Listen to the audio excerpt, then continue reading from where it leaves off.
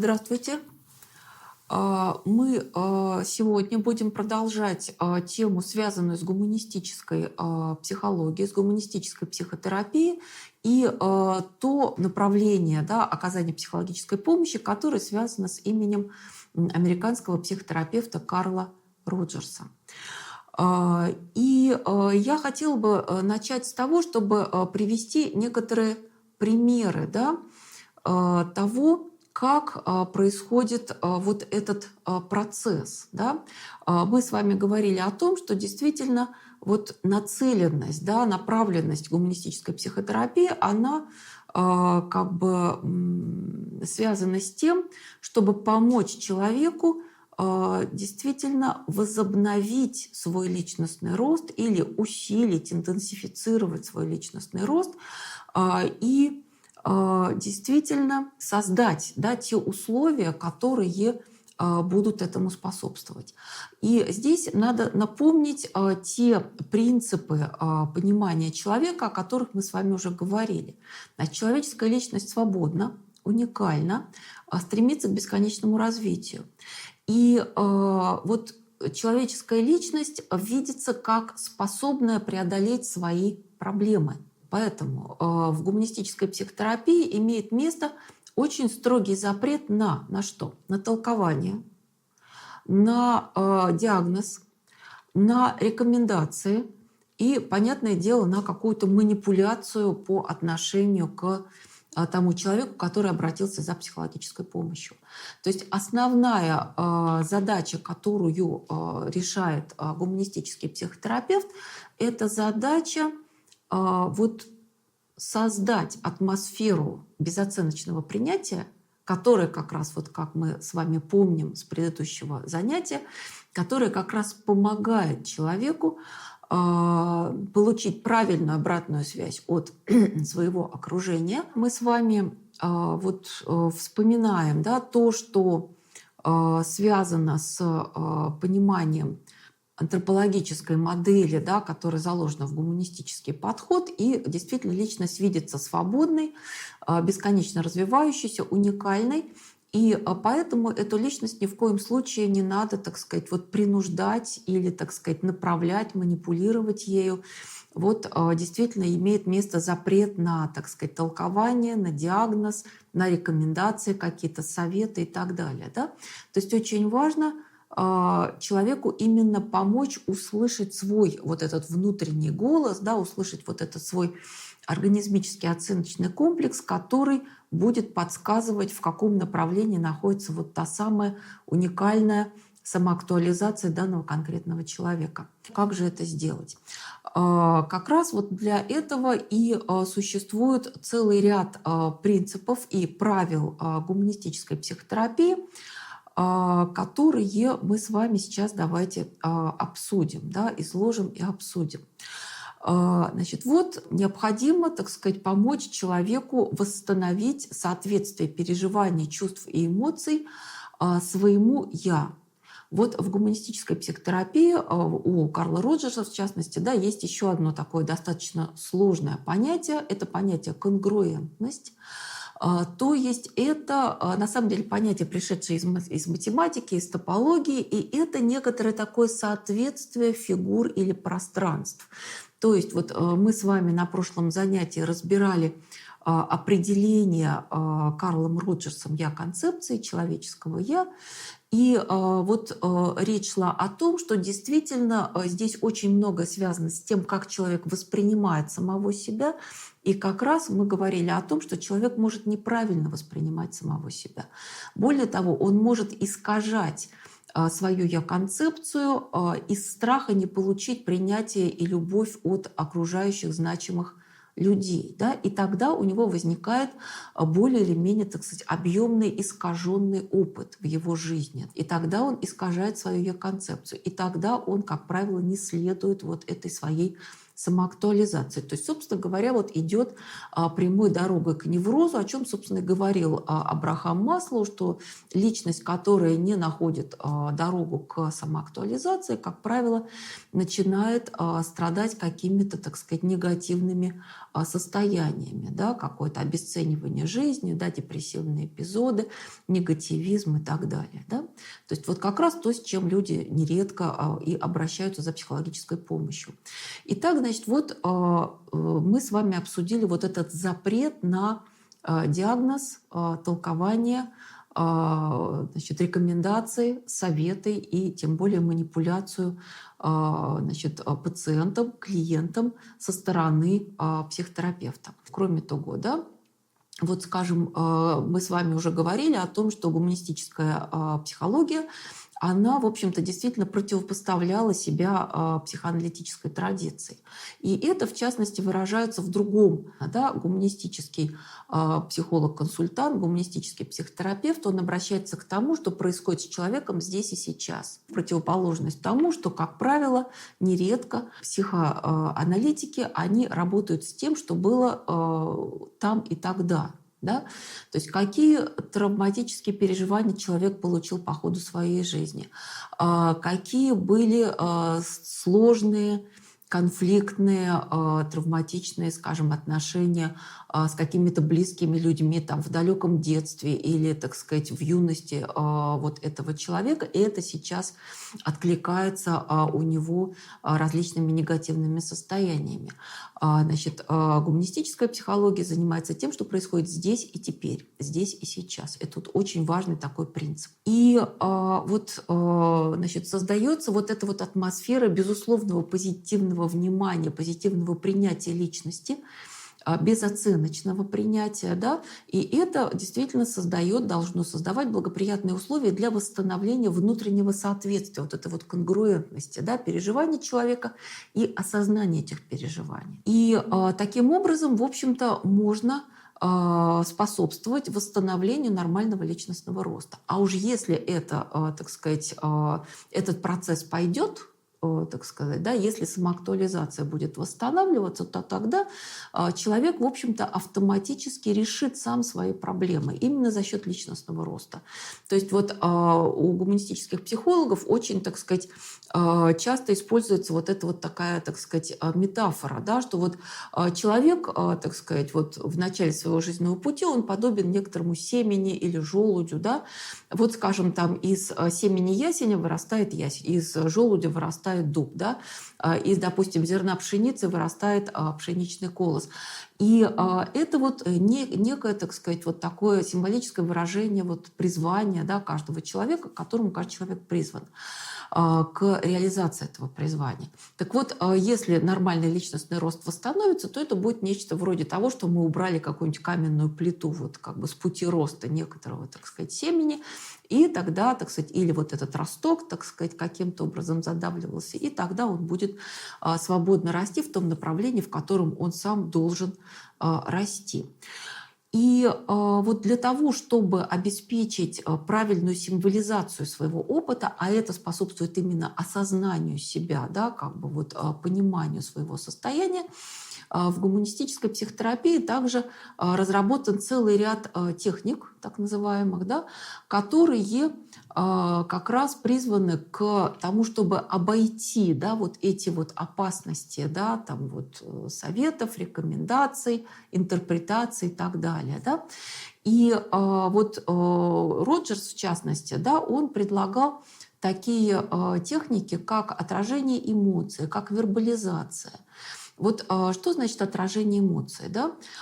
Это означает, что как бы очень важно как бы возвращать человеку на некоторое рассмотрение и уточнение то, что он рассказывает о своих переживаниях. Причем очень важно не добавлять туда свое отношение, свою оценку, свою интерпретацию какую-то. Да? Вот очень важно аккуратно как бы возвращать, чтобы человек именно работал со своим представлением, со своим переживанием и со своим вот этим вот феноменальным полем. Очень важно, чтобы человек учился точнее и точнее называть словом те переживания, которые он сейчас испытывает. Давайте приведем короткий пример из практики самого Роджерса. Да? Он нам, я думаю, проиллюстрирует то, каким образом вот он общался в рамках своей психотерапии. Какое-то время своей жизни Роджерс был психологом-консультантом при университете. В настоящее время у нас в высших учебных заведениях также вводится вот эта вот должность психолога, поскольку нередко студентам надо оказывать психологическую помощь. Так вот, Роджер в свое время находится вот в этом, так сказать, психологическом кабинете. К нему вбегает, так сказать, стремительно молодой человек, студент 19 лет, и с порога кричит громко: «Я сейчас убью свою бабушку». Роджерс, да, вот как бы реализует все свои, так сказать, принципы, о которых мы сейчас только что говорили. Он абсолютно, так сказать, доброжелательно, с полным принятием, с полной безоценочностью, никакого там: да что вы такое говорите, да как же так можно и так далее. Да? Он, так сказать, смотрит на него, обращает на него все свое внимание и говорит, отвечает: «Я правильно вас понял? Вы хотите убить свою бабушку?» Молодой человек, получая вот это, так сказать, отражение такое, да, как бы получая вот эту реплику, он обращается к своему опыту, к тому, что он переживает, и говорит: «Да нет, просто я на нее очень злюсь». То есть молодой человек перешел уже на язык эмоций, не на язык намерений, да, а на язык эмоций, и он начинает выражать именно свое эмоциональное состояние, да, вот эту вот злость. Да, как бы. А Роджерс опять ему возвращает: так значит, вы злитесь. Да? То есть вот ничего не добавляя, никак не оценивая, да, абсолютно доброжелательно, принимая вот эту личность, значит, вы злитесь. Молодой человек опять как бы сверяется со своим, так сказать, состоянием. Да, я на нее злюсь, и я на нее очень обижен. И дальше они продолжают, так сказать, обсуждать вот эти эмоциональные переживания, связанные с отношениями вот этого молодого студента со своей бабушкой. И постепенно молодой человек начинает все лучше и лучше осознавать, каковы же эти отношения, что он в них переживает.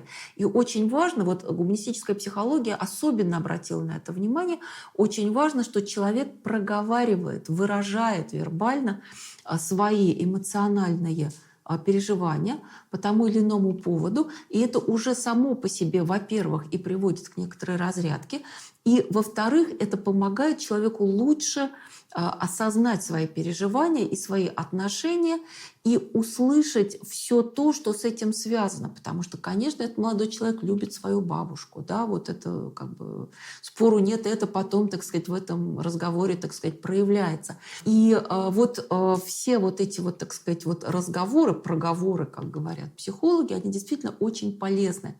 Потому что это и разрядка, это и упорядочение своего внутреннего мира.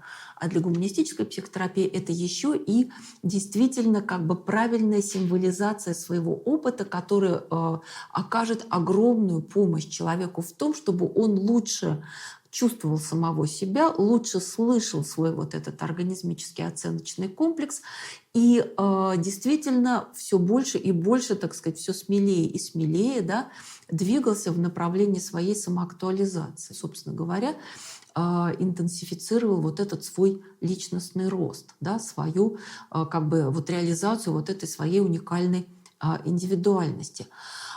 И вот, может быть, нам с вами можно здесь сказать несколько слов о том, как можно оценить вот это направление, о котором мы с вами говорим, да, с точки зрения духовно ориентированного диалога. А Тамара Александровна Флоренская, она как раз, во-первых, и была лично знакома с Роджерсом, да, и, во-вторых, очень внимательно изучала его наследие, поскольку действительно здесь очень много интересного, очень много полезного с точки зрения оказания практической психологической помощи, но очень важна вот эта правильная оценка этого подхода и, так сказать, его как бы такой вот направленности, да, направленности и философской, и психологической, и антропологической, и духовной. Вот это вот очень важный такой момент. И что здесь можно сказать? Да? Вот нам с вами надо будет сейчас еще остановиться на таком понятии, как эмпатия. Вот с точки зрения того, что важно для самого психотерапевта, который осуществляет, собственно говоря, вот эту психологическую помощь, точнее, вот помогает человеку восстановить свой личностный рост. Значит, мы с вами начали знакомство с представлениями Карла Роджерса с того, что он действительно говорит о том, что у каждого человека имеет место свое уникальное феноменальное поле или поле субъективного опыта. И, безусловно, для того, чтобы с человеком правильно общаться, для того, чтобы как бы вот все-таки понимать, в каком состоянии он находится, все-таки психотерапевт должен это себе представлять, должен это осознавать. Для этого как раз очень важно в какой-то степени ощущать особенности своего клиента, человека, который обратился за помощью. И для этого как раз служит вот эта эмпатия. Это слово, в общем-то, тоже уже вошло в достаточно широкий обиход, и нам с вами, так сказать, просто очень кратенько надо остановиться на том, что оно означает. Если переводить это слово с греческого, то это означает «вчувствование». Да, эмпатия, эмпатос, да, как бы вчувствование, это означает, что мы как бы ощущаем те же переживания, те же чувства и эмоции, которые переживает наш собеседник. И вот здесь на самом деле, да, и Тамара Александровна Флоренская, да, так сказать, подмечено некоторое такое противоречие. С одной стороны, да, поле феноменального опыта, оно как бы доступно только самому человеку, носителю этого поля. С другой стороны, Роджерс допускал, что вот гуманистический психотерапевт может при помощи эмпатии вчувствоваться в состояние другого человека так, что он просто, так сказать, вот это феноменальное поле будет переживать как собственное. На самом деле это очень опасная ситуация, и, так сказать, мы это с вами еще поясним. Кстати сказать, у Роджерса был довольно тяжелый эпизод, когда, так сказать, чрезмерная эмпатичность, она просто привела к некоторым таким нервным перегрузкам и нервному истощению. И ему пришлось с этим разбираться. Вот эта самая эмпатия, да, она как раз вот может помочь, так сказать, лучше понять, что же происходит с человеком. Кроме того, да, Роджерс говорит о том, что очень важна безоценочность. То есть ни в коем случае личность нельзя оценивать. Да? И вот здесь, с точки зрения вот православно ориентированного, да, духовно ориентированного диалога, мы с вами должны сказать, что вот разработчик этого подхода, да, Тамара Александровна Флоренская, она как раз говорила о том, что нельзя принимать безоценочность, да, нельзя вот осуществлять вот это правило. То есть мы не можем его принять. И что еще, так сказать, вот критического, да, критичного такого, да, она высказывала по отношению к подходу Карла Роджерса. Значит, ну вот почему важна, так сказать, возможность оценки. Да? Надо сказать, что Карл Роджерс, он, в общем-то, пытаясь максимально четко определить вот направленность своего подхода, он, в общем-то, сделал несколько очень важных высказываний.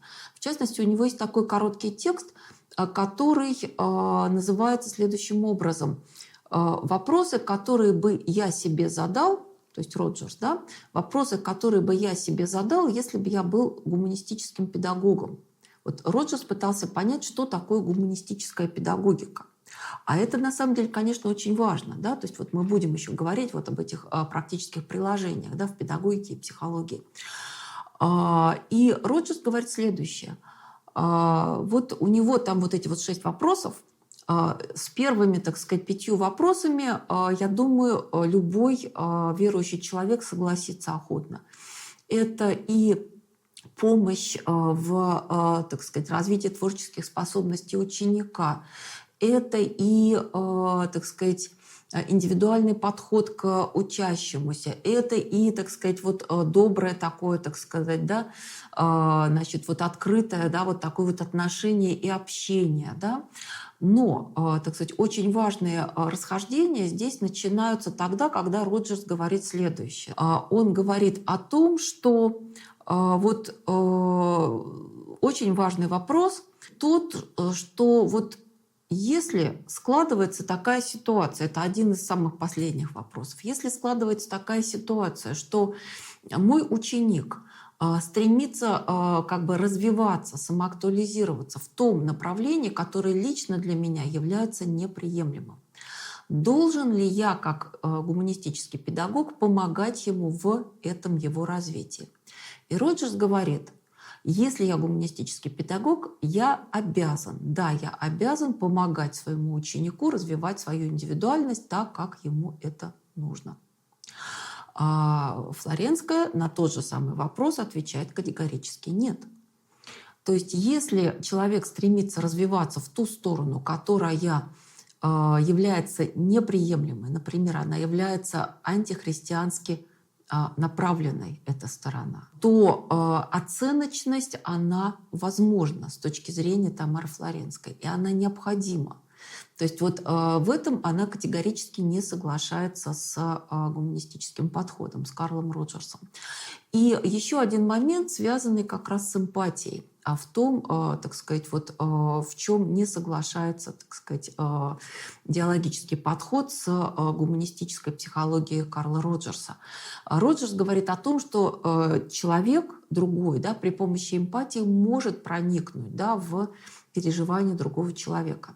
Тамара Флоренская, опираясь на святоотеческую традицию понимания человека, да, на христианскую антропологию, на представление о том, что вот здесь и теперь, да, живет человек после грехопадения, человек падший, с вот этой падшей природой.